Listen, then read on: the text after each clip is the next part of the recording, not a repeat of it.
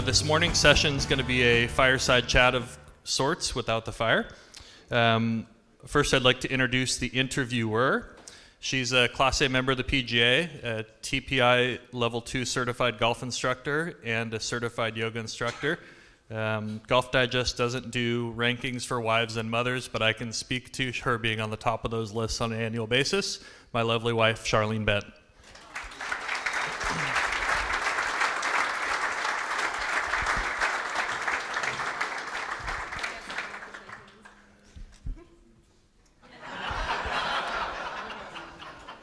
And her first interview this morning is a member of the LPGA and World Golf Hall of Fame. She was born and raised and has lived in California her entire life. She first learned the game of golf literally in her front yard, chipping to soup cans, putting to sprinkler heads. She went on from there to win the LPGA Rookie of the Year award in 1975 and is a 29-time winner, including 5 major championships on the LPGA Tour. This is a pretty incredible statistic if you stop and think about it. She won a golf tournament on the LPGA Tour in each of every 12 years consecutively. 4 of those years, she won 3 times or more. And she's probably best remembered for starting the dangerous new tradition of leaping in the pond after winning the Dinah Shore. Please join me in welcoming the quintessential California golfer, Miss Amy Alcott.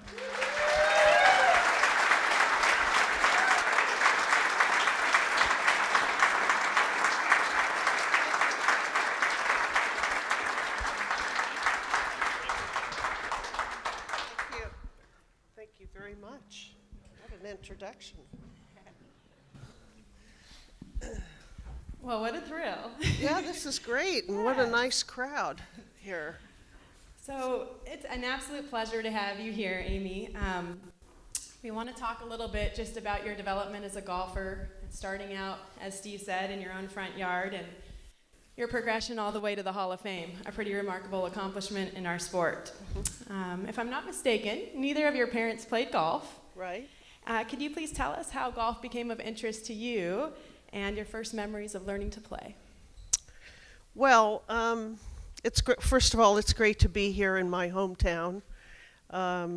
This is always a special opportunity to be here and see a lot of familiar faces. I've had a long history here in Southern California, going back to, as your husband alluded to, days of chipping and putting into soup cans on my front lawn.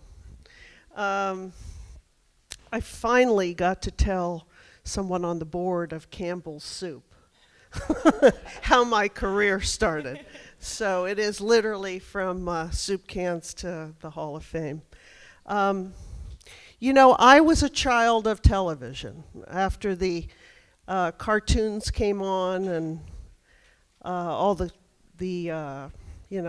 Mickey Mouse and whatever I was watching, I always had a sense about myself that I was a loner, kind of as a kid. I didn't mind doing things on my own, kind of out and spatially. I spent a lot of time, even though I hung out and was truly a tomboy on the street with my friends Danny Dwyer and all the kids on our street.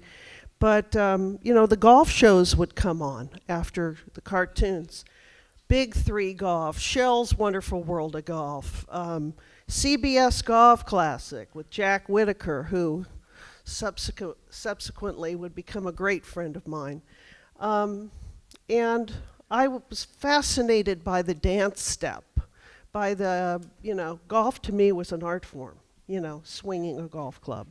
And my eye really took to that and the movement of it. And I asked my dad for one of those pushers and a white thing, and he had given my mother a set of cut-down clubs when they were married, thinking my mom would take up golf. They didn't play golf. My dad was a New York City street kid who played handball. My mother was from Louisville, Kentucky, and had a very interesting childhood. They were both athletic. They moved in the 1950s to Los Angeles from Kansas City, where I was born. My dad was in dental school there. And they wanted their kids to have sports. Bought a house for $29,000 in West LA. My dad didn't have a job, but he started a dental practice over literally right where the Forum is right now in LA. I used to go with him. And not to belabor it, but my life became obsessed as a young person with golf. Coming back from a drive-in movie one day, I saw this sign that said Walter Keller's Golf School at 2938 Westwood Boulevard, an indoor golf school. I would meet Walter.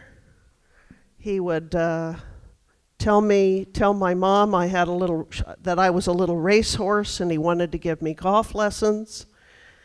So when I played junior golf tournaments, after that, they always used to announce me as playing at a Walter Keller's electric putting machine and driving net. I didn't really have a place to play because my parents didn't play golf.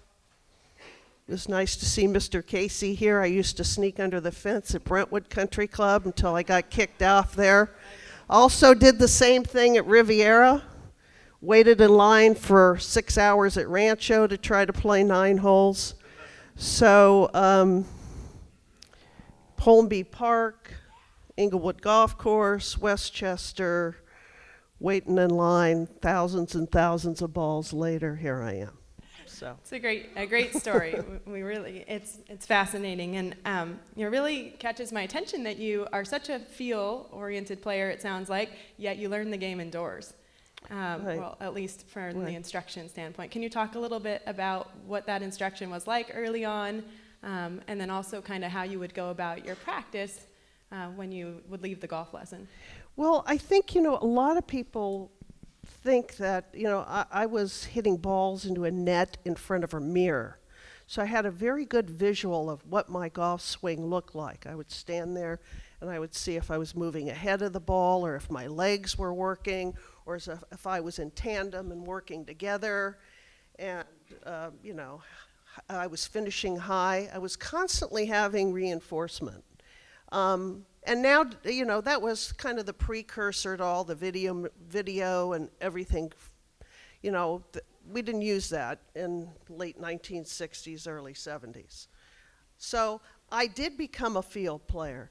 I was visually an artist. I was gravitated to golf visually and artistically, but also hitting balls. In a net, I think it was a huge advantage because I could learn I could feel if it was left, it was right, if I swung out on the ball. It was a huge, I think, advantage to learn.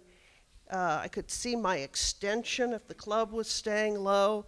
I used to look at old pictures of Lee Trevino in Walter's shop, looking back, and pictures of Sam Snead with his 1-2-3 rhythm pattern, which Walter kind of taught at the time. All your forces moving back together and moving through together. Trevino with his great extension down the line, why he drove the ball so straight, and there was this line on the mat. And so you made what you made of it. Yeah, I love that. And I took that into my backyard. My dad had built me a little system, and I had that thing, but my mother gave up her rose garden so I could chip 1,000,000 balls with this little beat-up 9-iron. Turned out to be a good decision. Yeah. There'll always be time to grow some flowers. Yeah. So talk about that a little more in your yard. Now taking maybe what you got at the golf lesson and working around with a wedge, did you kind of learn the dynamics of how to use the golf club, on your own and just and trying different types of shots in the grass and being more of an artist, or was it something that you took a few tidbits from what you learned from Walter and then tried to incorporate? Like, how did you go about developing your skill set, I guess? Was it more of a process? It sounds like very feel-oriented, but was it a little bit experimental and Yes. very creative? And Yes, let's see yes. what works. Yeah. Yeah, I learned very early on that, not to have rabbit ears, I would read the golf magazines, I would watch, I'd see tips, I'd listen to Walter, watch other people that were good players practicing.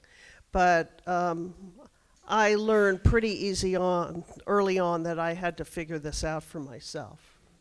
And I mean, that carried on to playing on the tour, watching other people operate with their caddies. I mean, why have a caddy tell you what to do? You know what to do. You're the player, you know? You should never blame anything on a caddy. And so I always had different relationships with my caddies anyway. They were always team members, and they lasted a long time. I had very few caddies, but, you know, I would never blame a caddy. So you're the player. You're the one hitting the shot. It's over in a split second. You know, you live by the sword and die by it. It's done with. You got to go play the next one.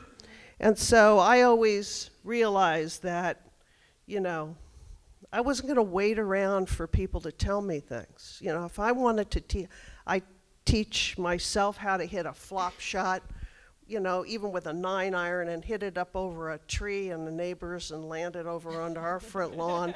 You know, I had a sand trap in my front yard. I used to go get sand with my dad and fill it up. Broke my window a bunch of times at the house. Hitting real, used to tell my dad, I'm never going to be a good player unless I hit real balls. He says, we're going to start paying for this out of your allowance. Well, I'm learning how to hit a flop shot. That's what they call it on TV. It's like so I think you have to, especially in an age of so much information, is the artistry, the athleticism has kind of gone out of the game. Somebody asks me to look at their swing. I tell them, be more athletic. Be the athlete you are, you know. Yeah, no, sage advice indeed, and there certainly is an influx of information. I mean, yesterday we had 3 amazing speakers, and they could have answered any technical question about the golf swing, which many of them addressed different topics, but it all came back to at the point that it's time to play in the tournament and hit the shot, like you've got to be an athlete. You've got to stand up there and trust your feel and let your body react, and it's much different than putting together a sequence of positions. Right. So on that note, how would you say you went about learning to play? I mean, you won at 18 years old, right? Third start on the LPGA Tour. Pretty impressive. So it couldn't have been too much from playing with other golfers at that level. Is it something you learned as a junior player?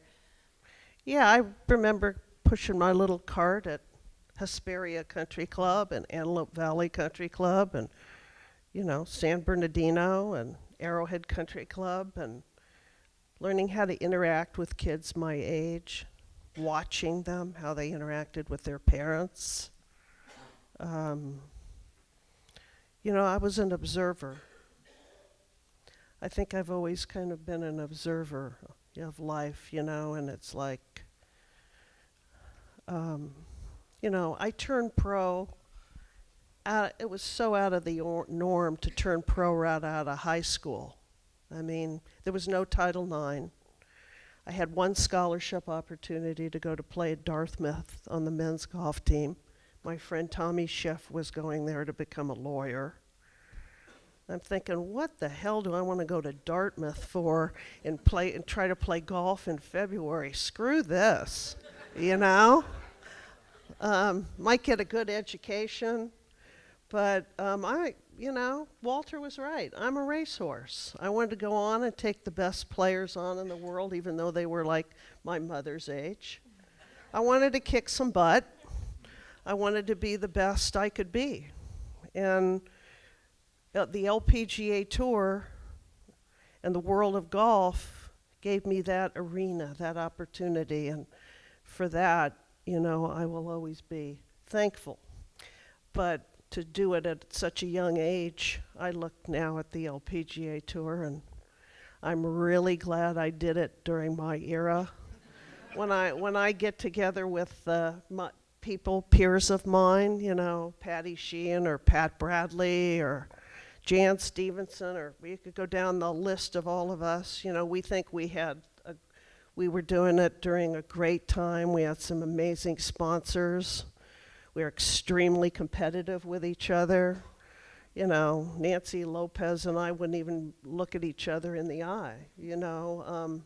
But then what's interesting, going from 18 to this age now, you know, you're able to be friends with these people. And I've talked to people that I grew up with here in Southern California.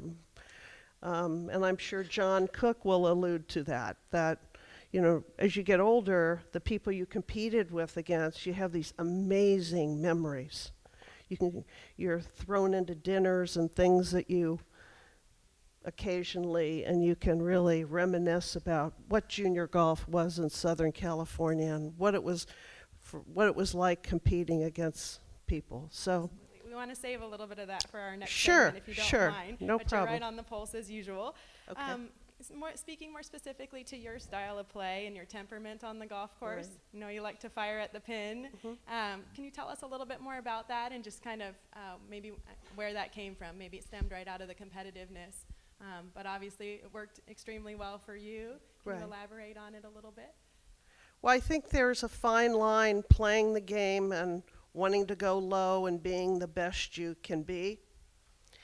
But every round is different, and you got to play smart.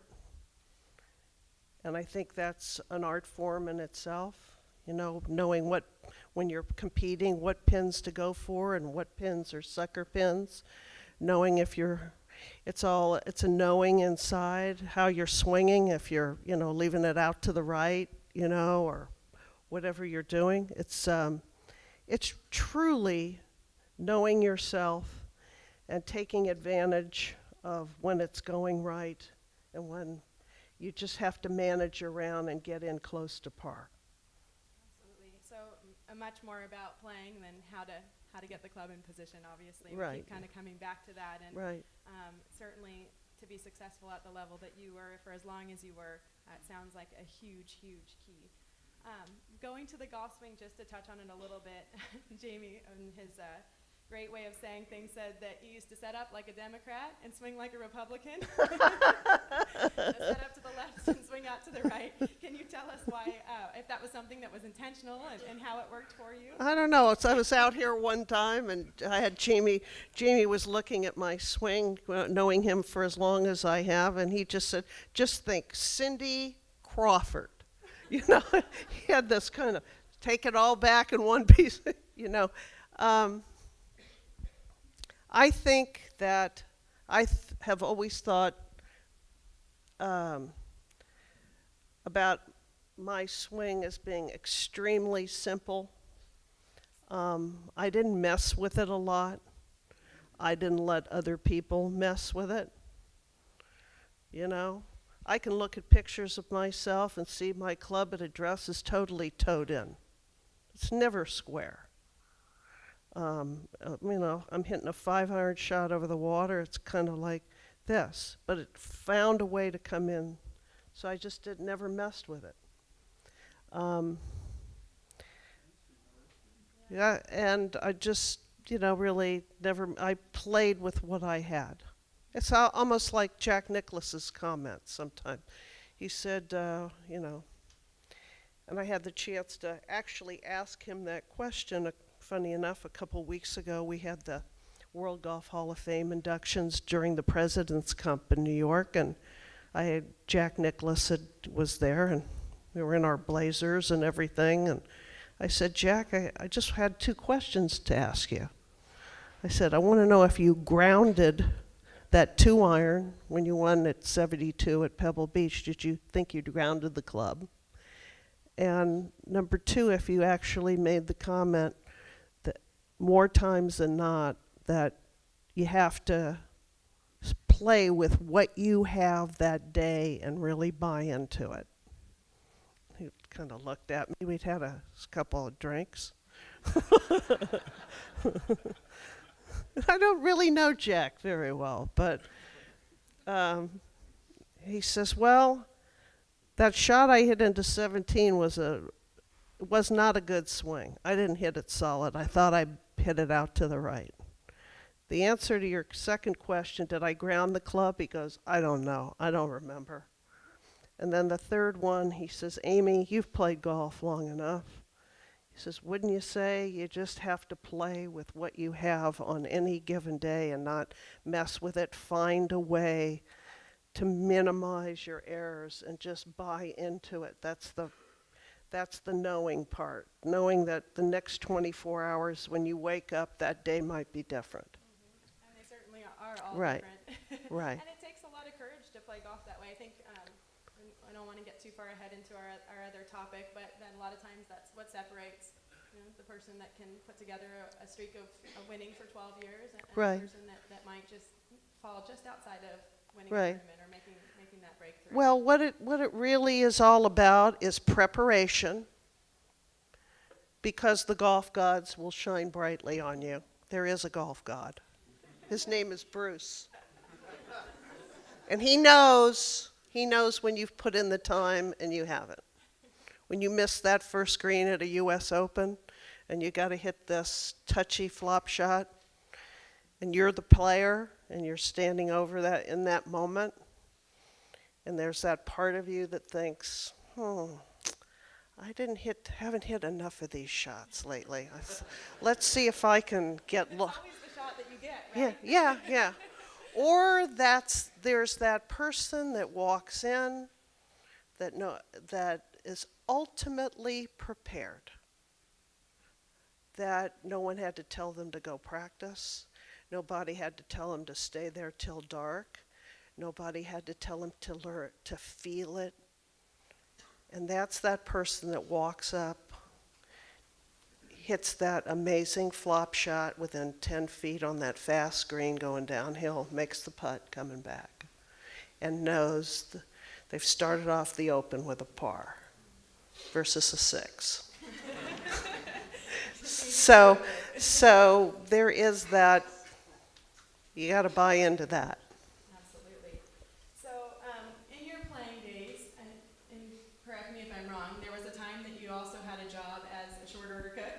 Oh, yeah. Can you talk about how that came about? And it sounds like it was very intentional, maybe creating a distraction of sorts to get your mind off of golf. Tell us a little bit about that and why that's so important. Well, I always told myself when golf became work, I didn't want to do it anymore. When it became a job. And I think that playing the LPGA Tour for over 38 years, that it really ebbed and flowed. And as a player, near the full-time end of my playing career, I think there's people that walk away from a sport and just turn around, look down the 18th fairway and say, I've had enough. There's players that don't make it that far, that never have the opportunity to do that. Many of my friends who are teaching all over in Canada never had that chance as a playing professional. I was a weaner. I weaned myself slowly because I loved the game so much, but I didn't like the lifestyle. There's only so many years you can play 5 weeks in a row, stay in a hotel in Baytown, Texas, deal with the life. You have to buy into the life. So I became a weaner down the road of playing fewer tournaments. And slowly it kind of got down to 5 a year. And I was kind of okay with that. But the competitive side of it never goes away. The part that knows you can play and still hit the shots. That's the hardest thing to do, to watch on TV. And it's like, Jesus, why did she hit that one? Come on, work on your game a little. It's like, I'm a great armchair mentor. But I would mentor somebody. But it's just that, anyway, I'm probably getting off the subject here. No. It's awesome. All of these are great little nuggets that we can take with us. And, they're the things that, despite all the newspaper articles that we've read and however many times that we've got a chance to watch you play, that we just don't know this side of the story. So that's why it's so fascinating. Tell us a little bit more about when you were playing regularly. was there something that you did to decompress from golf? Because like you said, I mean, you're a competitor, and 5 weeks in a row, and there's a mental strain, Right. a physical strain. What sorts of things did you do to kind of balance? Well, as much as your life is about, everything is about golf, it's not all about golf. And so that's how that job at the bakery, I was walking out of my chiropractor one day, and there's this place called the Butterfly Bakery, and I thought, God, wouldn't it be interesting to have a real job? I'd love to cook. So I went in and I talked to the owner. Her name was Liz Brooks, Liz Chakmakian, actually. And she gave me a little side job in cutting the coffee cake and stuff. And then I started waiting on people. Then I started making sandwiches. And then this guy walked in one day in Westwood and says, I'm the head chef over at Occidental Petroleum.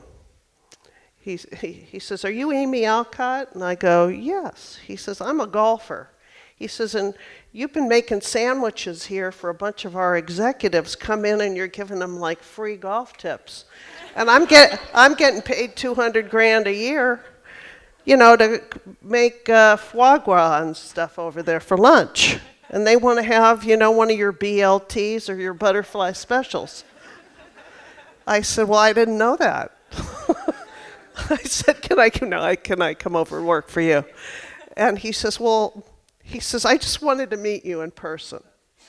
So anyway, I went back to kind of cutting brownies once a week when I was in town, and Golf Digest did an article on that, with me holding up, a couple of cakes. And I liked it. It was fun, and I learned what it was like to have a real job. Yeah, for a lot of us in the room, that's the only way. If we were trying to play for a living, we wouldn't have a paycheck, so Right. we went to get real jobs. Right. A little different scenario. Well, talk a little bit about Riviera Country Club. I mean, I read your book, The Leaderboard, and it's filled with so many great stories of all these people that you've been around that have been successful in so many different modalities. I mean, Right. The movie business, other athletes, coaches. Who are some of these folks that have influenced you the most or inspired you, at least during your playing time, and maybe even all the way through to the present? Well, one of the messages I would say here is that in your teaching of young people, you never know where the talent is going to come from and where the rubber meets the road. And, by exposing kids to golf, if they're taken to it by themselves, then that's amazing, and the worst thing to do, I'm going to get back on your question, is to push. And I'm sure many teachers out there see very pushy people, parents especially, who want their kids to be on the 18th green getting the big check, taking care of them someday. I've experienced this in my life. Just watching other people, and that's why at 60 years old, I am so grateful that I did not have parents that played golf. And, it's interesting, with all that I've achieved, all the amazing people I've met, all the presidents of countries, all the travel, all the CEOs, all of that, getting there was more thrilling than being here. Wondering if you'll ever get to the top, but not spending too much time on that thought, letting your natural talent, drive, and desire, working with a professional that's really a mentor, that's really a great person to you. I was very lucky. But getting there, the millions of golf balls, putting into soup cans, putting into flashlights, that was the good times. being there and getting there to the top is very, very, challenging, because then you have your own set of challenges. And so I think one of the things that I enjoyed was my days and learning the game late in the afternoon at Riviera, hitting golf balls to the trees, meeting all kinds of people once I was finally a junior member there. Dean Martin, Rita Hayworth, Peter Falk, Jim Backus, Larry David. I mean, these are all characters with amazing personas. Dean Martin was actually one of my original sponsors. And then I learned, and in that I learned a lot about business, I couldn't begin to play 2 tournaments for what 15 sponsors put up for me in 1975. But they gave me a chance, and there were a few of them, like Dean Martin, who, when I could pay the money back, after that first year, it was Rookie of the Year. You never expect to get the money back. Said, no, I'm from Steubenville, Ohio. I wanted to give another young person a chance. Very good. One last question, and then we'll invite John up here shortly. On your website, you have this quote: "You have to be a perfectionist. You have to hate playing badly more than you love playing well, and you have to hate losing more than you love winning." Right. Can you expound on that a little bit? Well, there's no shortcuts to success, and especially with young people, you can't put the cart before the horse, and you've got to enjoy the journey and the process, because you never know what's going to happen. And you can't turn any good opportunity, any opportunity that comes your way, because it could be an amazing opportunity. But you have to really hate that feeling of standing on the 18th hole of a US Open after 71 holes and hitting a ball right down the middle of the fairway that hits a sprinkler head and goes out of bounds.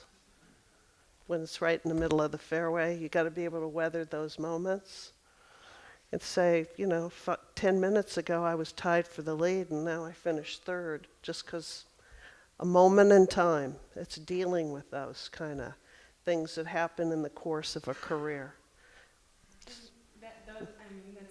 That's the bad part. The other part is, you can't let your highs be too high and your lows be too low. You got to learn to be mellow and roll with it, and know that you're preparing, and you have, you've put in the time. Yeah, I think I was reading a little bit about the 1980 U.S. Open in particular, won by 9. Right. And you said that there was something kind of bigger than just golf. I mean, it was almost like a sense of spirituality that you had, particularly in that tournament. Yeah. That you had when you played. How does that come about? Can you describe it to us? Yeah, there's a total spirituality, because when you play a golf tournament, if I go tee it up in the ANA championship this year, there's going to be, you're the author, and there's a cast of characters, and the book will play out. And there'll be 9 chapters, and you just got to kind of lean into it, and you be the author. And that's what happens during a golf tournament, but you're not in control of the characters. So that's the kind of the dichotomy of the whole thing, of golf. And you can't think you know it all. I'm always learning.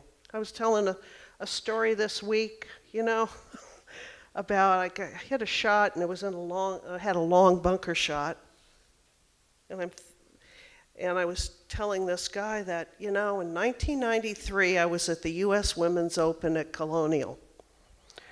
And I was tied for the lead on Saturday. Actually, it's a pretty funny story. You might not think it's funny, but I thought it was. And I drove it on the 9th hole, tied for the lead on the 9th hole into the left bunker at Colonial, a place you just don't want to be. It's not a long par 4. And my second shot was over the water to a front pin. Now, flying on American Airlines, in the magazine, I had read an article by Tom Watson. If you're a bad long bunker player, you need to learn how to freeze your lower body.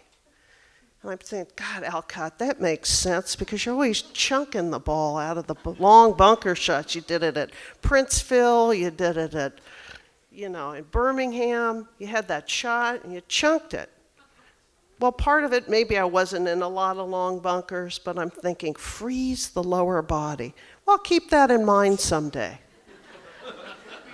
Here I am on the 9th hole at Colonial, tied for the lead in the Open. Whole gallery's going down the right side of the fairway. And I'm looking at this shot going, what the hell are you doing here? Bill, my caddy, goes, you got 145 front, 10 back, 155 pin. And it's hot and muggy, it's July. And I'm getting in there, freeze the lower body.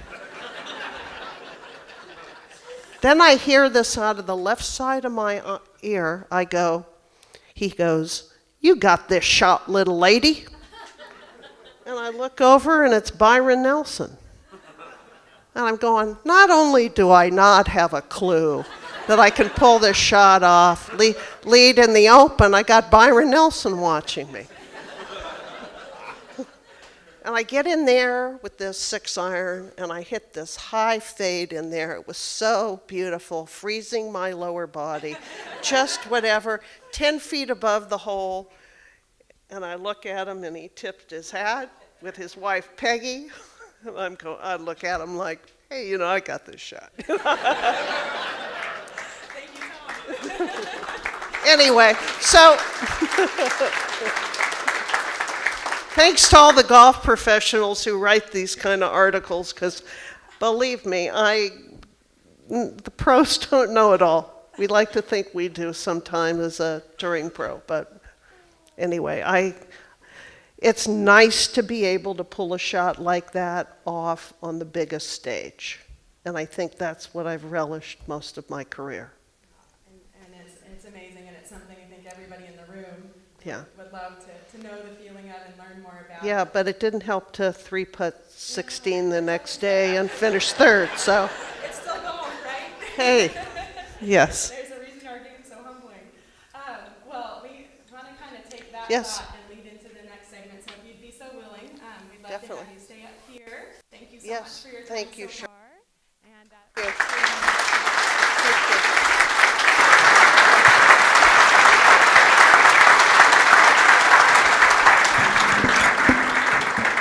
Okay, we'll stay there.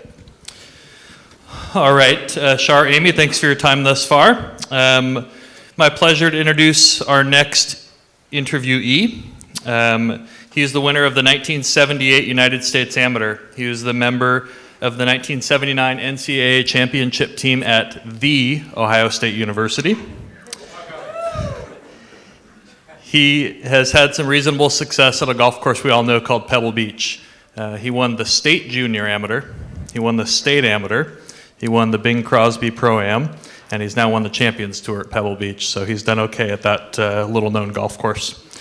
He's the owner of 27 professional victories, 11 on the PGA Tour and 10 on the Champions Tour, former member of the U.S. Ryder Cup team, and this is a stat that we've been fortunate to share a few times that's pretty amazing. In the history of the PGA Tour, there have been 5 times where a player has shot 125 on the weekend. If par 72, my math's not great, but I think that's like 17 under par. He's done it twice. He is an amazing mentor to the stable of players that Jamie coaches and many players around the PGA Tour. And most of all, any of you that know him know that he is one of the great gentlemen in our game.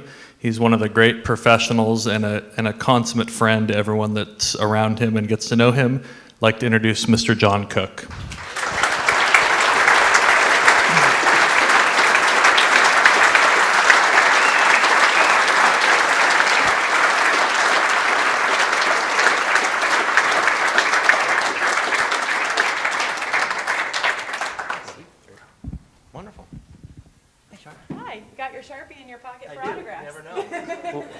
Wallet, watch, and Sharpie. Never leave home without them. What an honor. Sit next to a Hall of Famer. I love this. Well, thanks for being here, John. Thank you. It's such a treat now to have both of you and kind of get two different perspectives on how to win. Everything she said, Yeah, I with echo, that. so I'm done. Well, I don't think redundant's a bad thing necessarily, especially as most of us would love to just learn more about and get some insights into what your mind is like when you're winning a golf tournament. So you're both exceptional junior golfers. Amy alluded to and talked about some of the great competitive tournaments here just locally in Southern California. It was a great place, it sounds like, to hone your skills, and you both had success early on. So could you talk a little bit about the intrigue of playing golf at that point and how you kind of fell in love with it? Yeah, Amy and I were really lucky growing up here in Southern California. They had a program, I'm sure Amy mentioned it, the Southern California Junior Golf Association, and the SCGA helped run it, and we had tournaments throughout the year, but starting in the summertime, there was probably 3 or 4 a week on phenomenal golf courses. They were great municipal courses, great private courses like here at Virginia Country Club, and Rolling Hills had one, Palos Verdes had one, and some of the great, Alcott had one. I mean, we got to really play nice golf courses for $5 to $10. $2.50 if you post-entered, I think is what it was. But so we were really lucky growing up here and having that opportunity and having a golf association that was so supportive of junior golf before the AJGAs and before everything else. So, summertime was a time for me where, football started in August.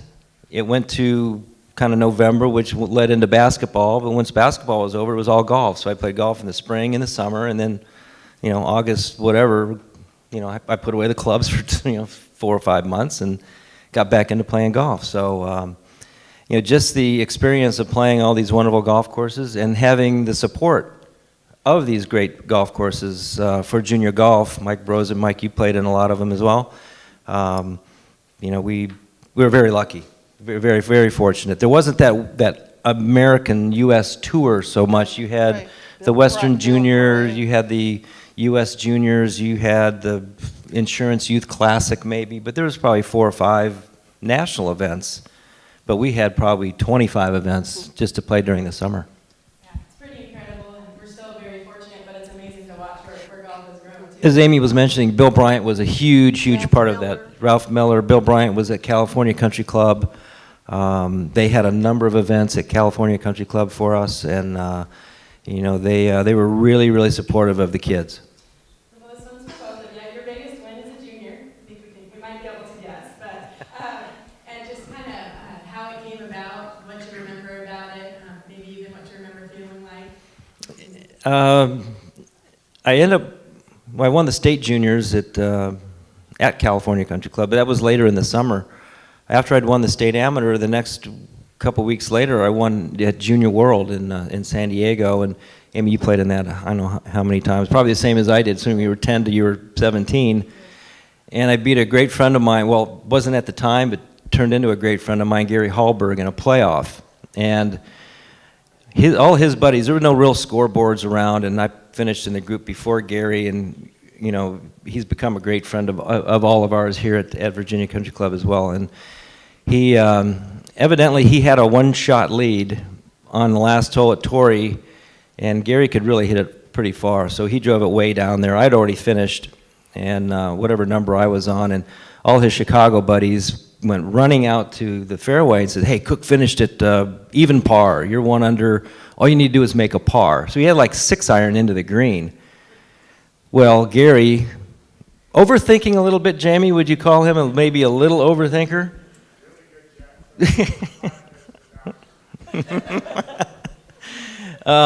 We have some other nicknames for Gary, but we'll get into that later. But so he decided he was going to lay up. He had a 6-iron in the green, hit it in 2, 2 or 3 putt, he wins. And of course he lays it up, and he hits it up there, and then he hits a wedge to the back of the green and 3 putts.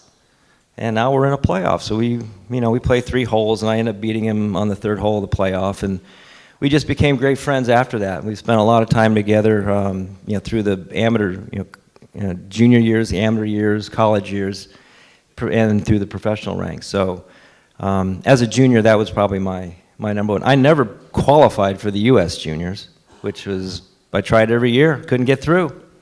Guys like Mike Barroza would beat me all the time. He'd take those spots.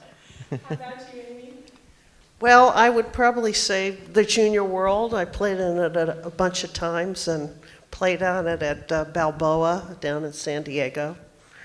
And then at Torrey Pines. They just do such a great job with that event, and it brought together not just juniors from Southern California, but you got to meet kids from all over the world. And the year I won at Balboa, I won by like 13 shots, and I don't remember who I beat.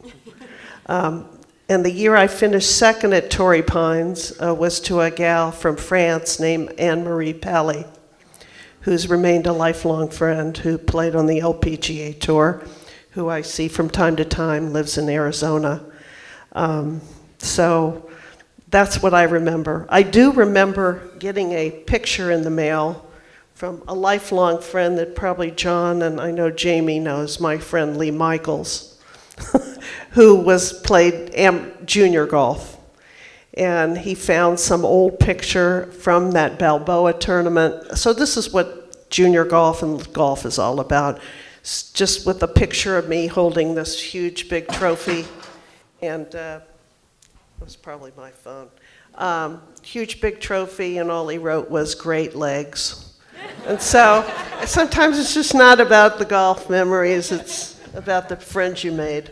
So They gave out the biggest trophies. They were Yeah. monsters. Remember how big I mean, they like were? fifth place was this big. yeah, And they were just, the biggest trophy you could get was at the Junior World. I love that that's the best part. So speaking of that, did you know at that point that you were gonna win a golf tournament? And when you signed up to play in the golf tournament, did you always sign up? And I think that we know the answer, but to try to win as a junior, even, is that something that started really early on for you?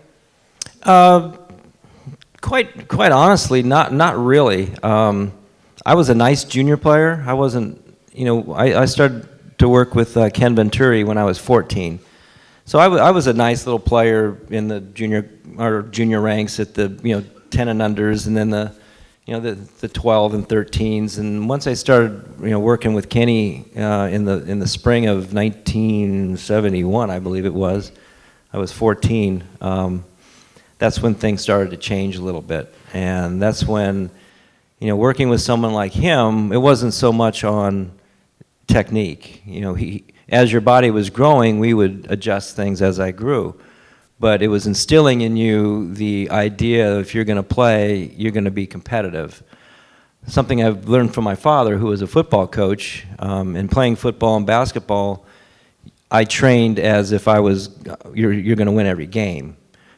So that's the mentality I always had, once I started really learning how to play golf and understanding what constituted a round of competitive golf with Ken, that's when I started to have a little bit higher expectations.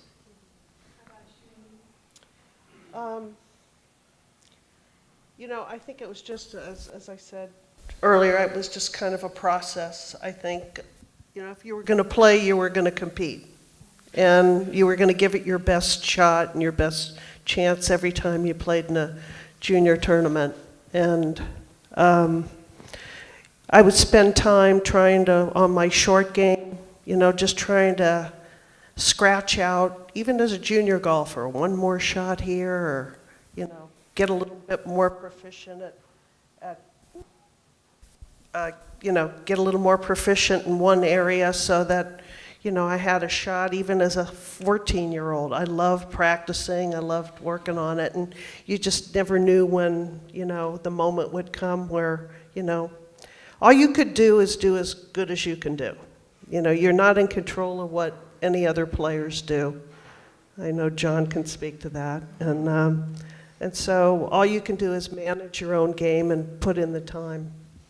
Being the son of a coach, I I learned to train with that in mind. So when it was football season and I played quarterback, I would throw every night. I would throw and have a specific idea of what I was trying to do, going through in my mind what I was trying to do, where I was trying to go with the pass, and how quick I was supposed to get the ball out. And basketball, I'd shoot free throws, and I'd put pressure on myself. So training in golf, it became the same thing with Ken. Was we played a lot of golf. We got into situations where he would talk about this going on, not so much on the practice tee, but out on the golf course. And I think that got my mind thinking in those terms.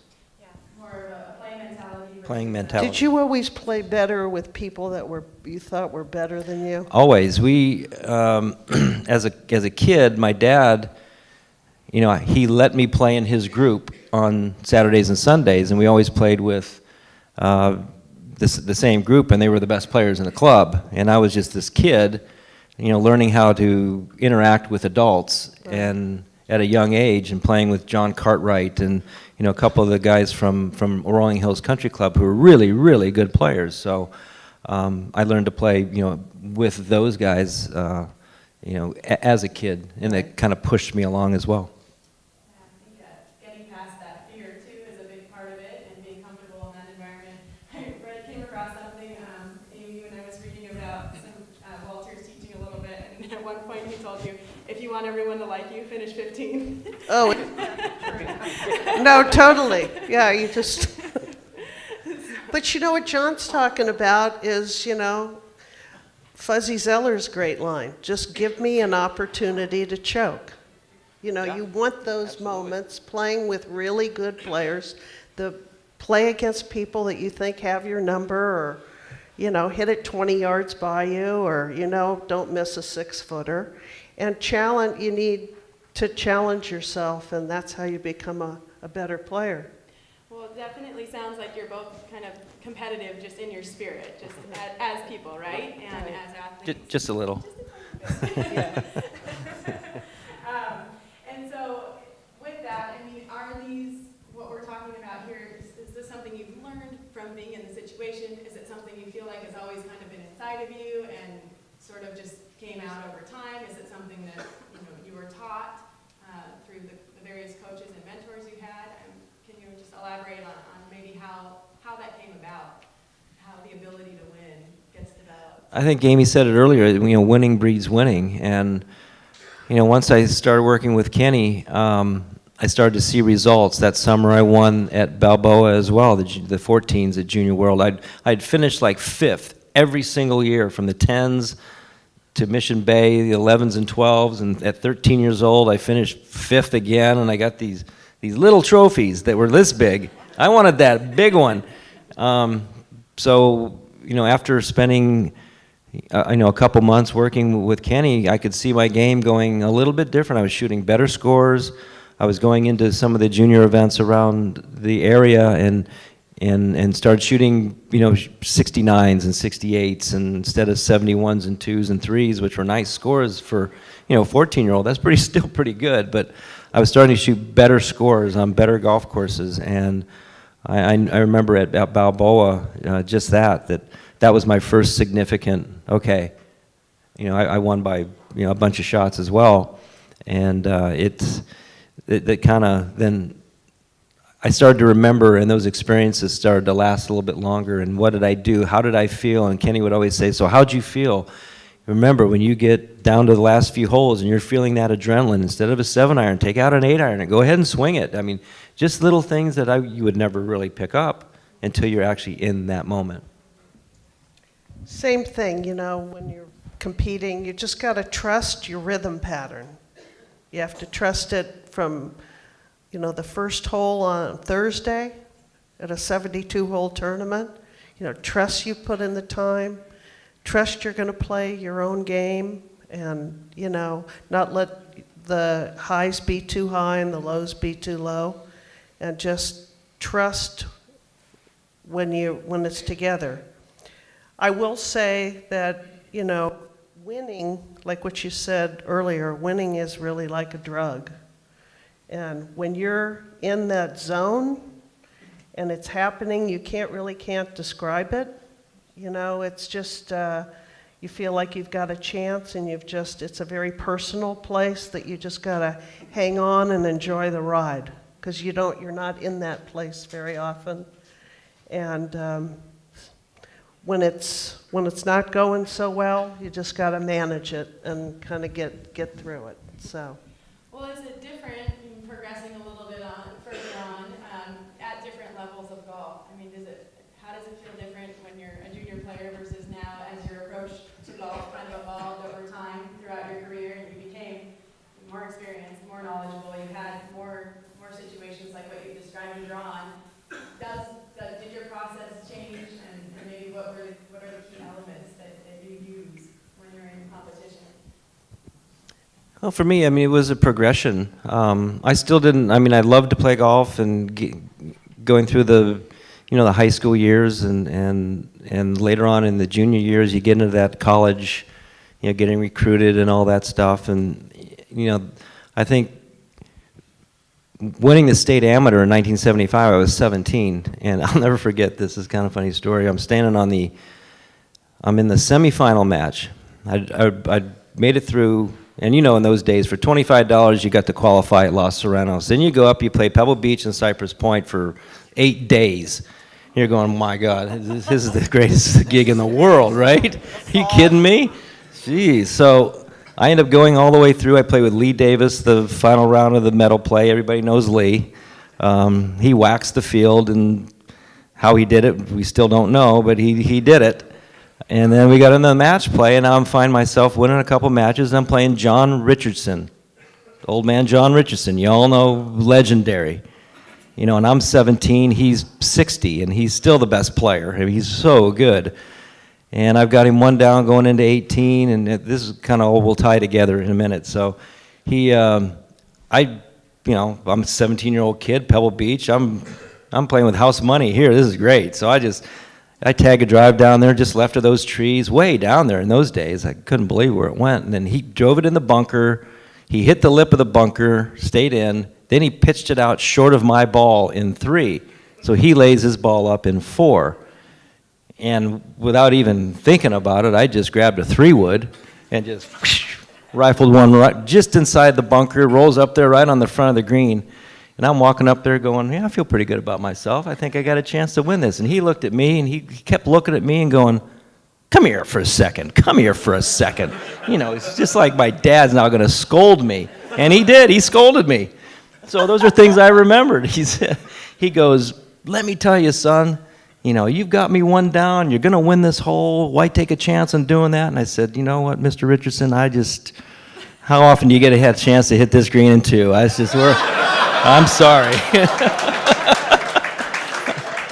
I gave it a go, and I went in the next day with Bob Blomberg in the final. But it was so. Those are the experiences you learn. Maybe I wouldn't do it again now, but at 17, I progressed into a little bit better player as we went through the process. And just to add to what John's saying, you have these things that happen during junior golf or amateur golf. Life doesn't stop just because you're playing in a golf tournament. I can remember when I won the California State Am just before I turned pro. It was my first week wearing glasses. I show up the first week of December at Pebble Beach, and it's the qualifying round. I got these glasses on.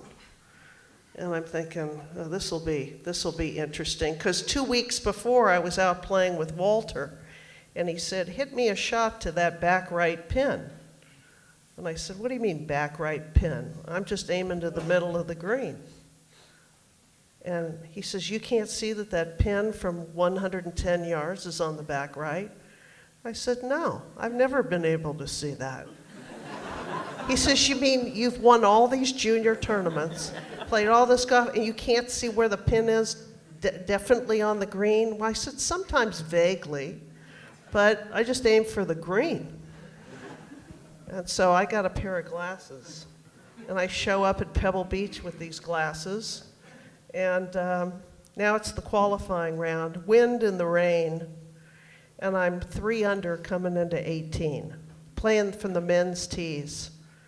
And missed a 4-footer on the last hole because my putter got caught in my jacket, and I said, kind of screw it.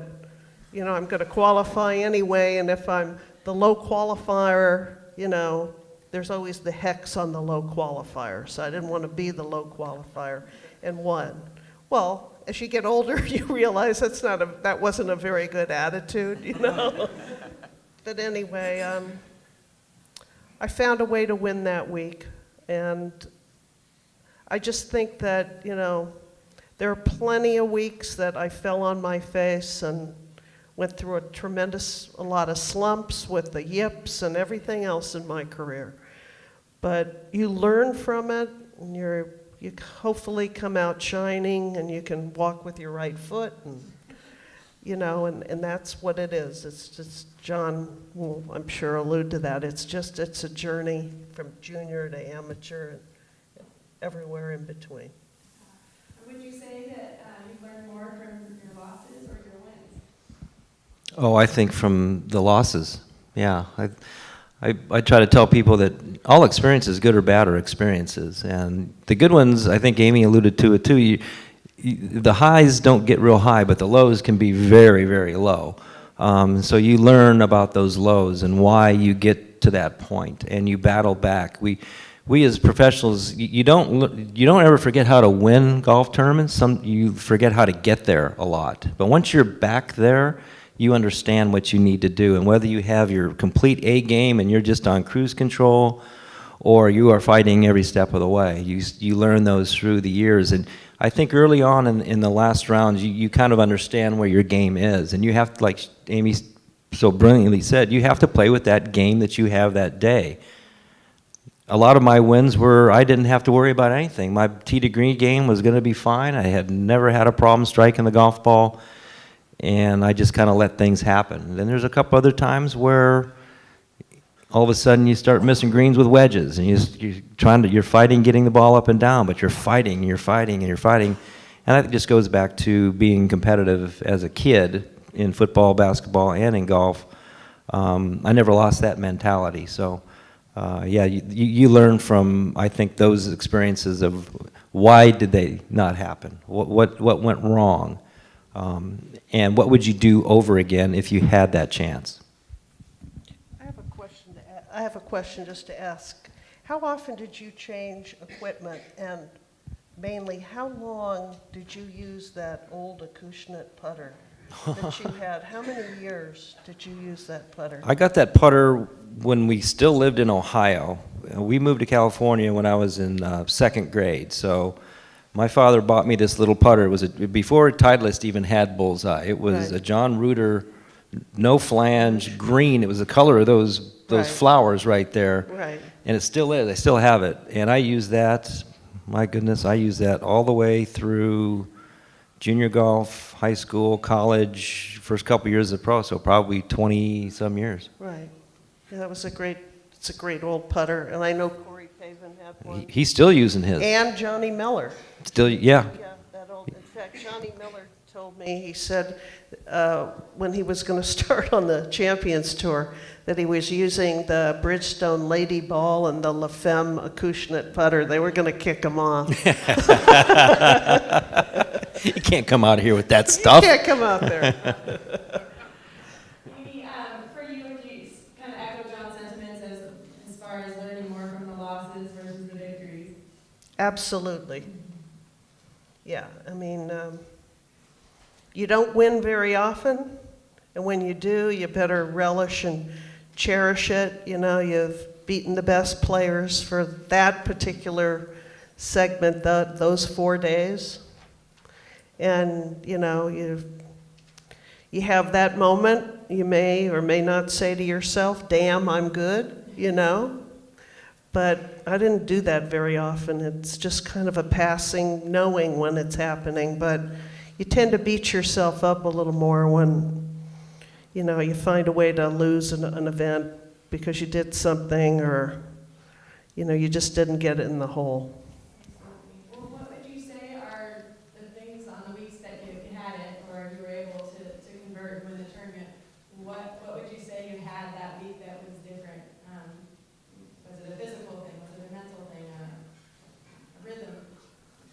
Well, my last LPGA win was in 1999. It was my third Kraft Nabisco tournament. And my mother had just died, who was a very important, critical part of my life.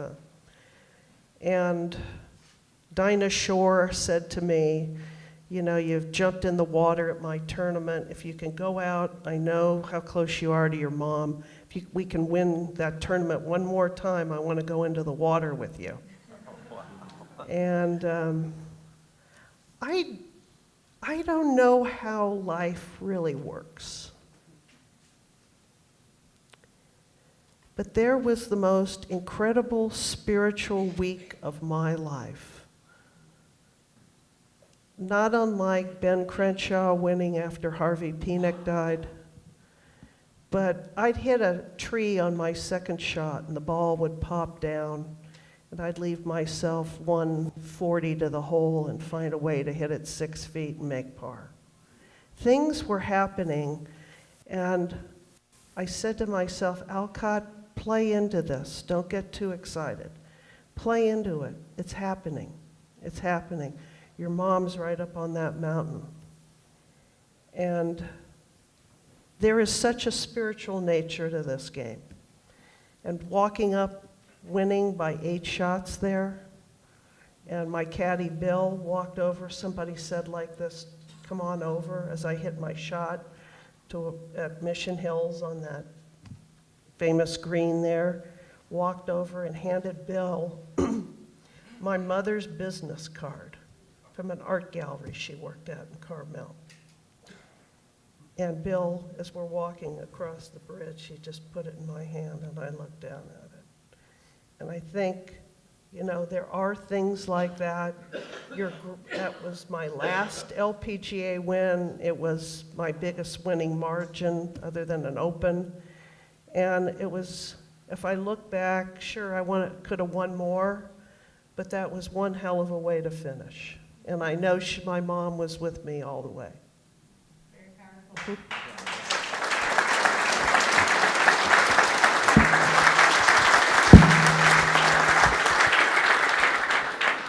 So, thinking about those moments of victory, there's an incredible story with you, Amy, and you're fortunate enough to experience that, the feeling of winning many other times in your career, as for you, John, with double-digit wins on the PGA Tour and the Champions Tour.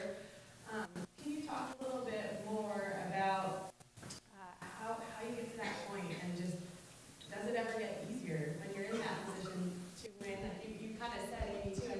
You knew almost before it was happening, and John, you alluded to that earlier too. When you feel that coming, what sort of happens in your mind that's the difference between the weeks where you converted and the weeks when you don't? Yeah, it's like, why this week? Why did this week happen? And like Amy said, there's 4 things that have to happen. You have to have your physical, your mental, your emotional, and your spiritual all sharing time and equally.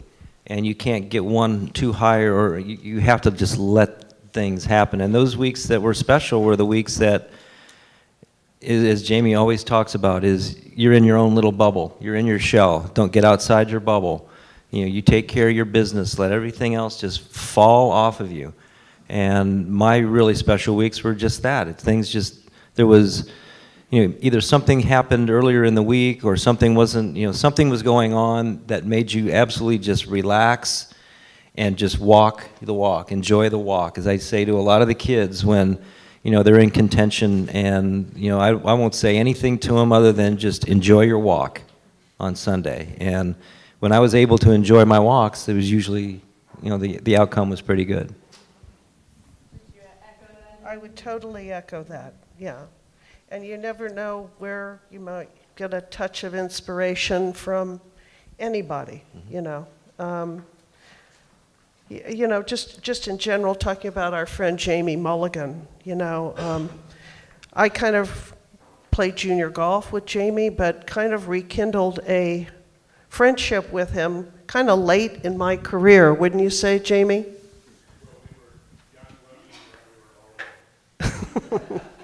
And, At different phases of your life, you know, you got to be open to inspiration, and you know, he's been an incredible mentor to me. It might be something so simple that he'll say, you know, I said, Jamie, I'm not playing much anymore. How's my swing look? And he'll say stuff like, it doesn't take long to rev up a Rolls Royce, or you know, you get your inspiration from people, you know, that you kind of know you feel safe with, that you let into your world. And there's a big spiritual side of competitive golf that if you have those kind of people on your team, you know, it helps to shine. So you've both watched, I'm sure, a lot of other great players over time that maybe were on the cusp of breaking through, whether it be to get on the PGA or LPGA tour or to win their first event, and maybe they never did, you know, it never materialized for them. Can you talk a little bit about maybe what's missing there? I've heard a lot, I think Amy, you said this at one point too, that you know many players have the physical ability to win a golf tournament. I mean, you walk out on the driving range on any given week, there's 140 players out there that physically can do it. What's the difference? You've asked this question so many times on why doesn't this guy do that? I don't have any idea. I really don't. I think there's such an inner belief of those that have been successful at each level that they get even more and more comfortable as they get along, and they know in their mind they're not questioning anything. There's no questions anymore. It's trust and commitment to what you're doing and belief in what you're doing. Maybe they don't quite believe exactly how good they are. I really don't have an answer. I wish I had an answer, because I get it asked, you know, quite frequently. Why did I win that many times? Why did Amy win that many times? I don't know, other than we had true and honest belief in what we were doing, and I knew walking up and down the range, I got that guy, I got that guy, I got that guy, I got that guy, I got that today. No, I got this today. I got it.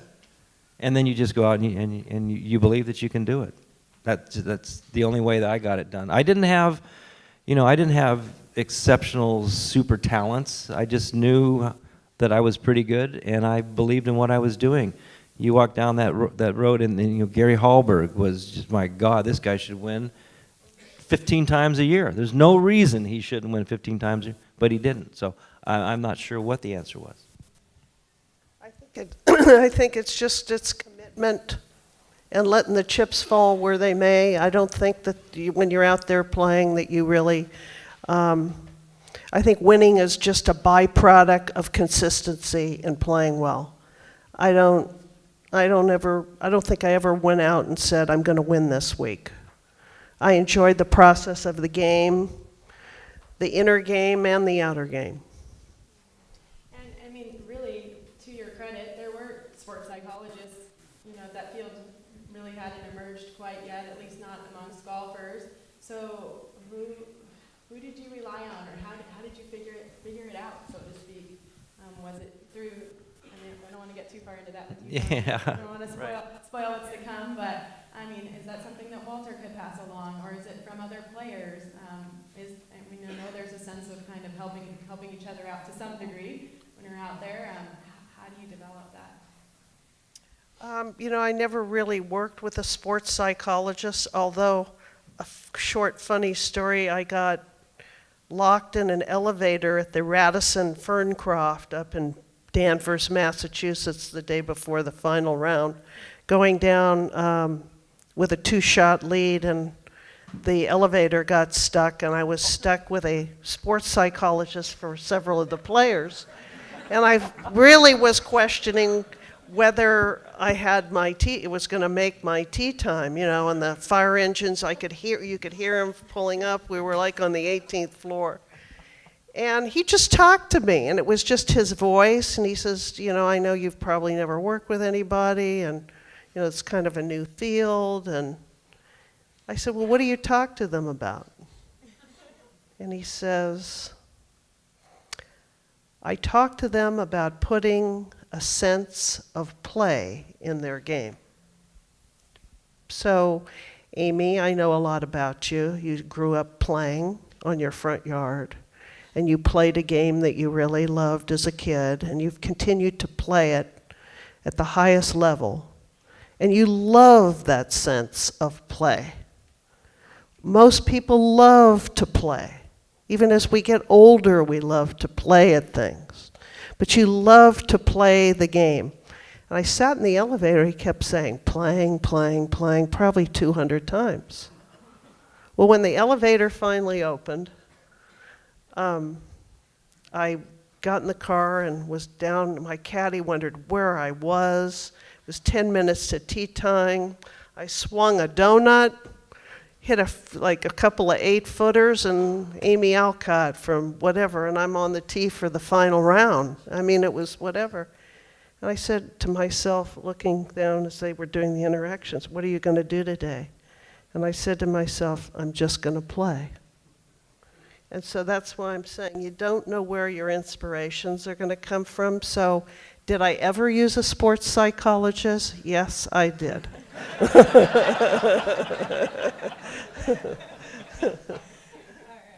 And I won by a couple shots, so that's... And you've walked down the stairs ever since, not taking the elevator, right? That's right. Never take the elevator. Amy, thank you so much for being so gracious with your time. Your stories have been amazing. I've learned a bunch. Hopefully everybody in the room has as well. We so appreciate you being here with us. Thank you. It's great to be here with Charlene and, of course, John. This is a walk down memory lane. So. Go way back, way Yeah, back. yeah. Love it. Ladies and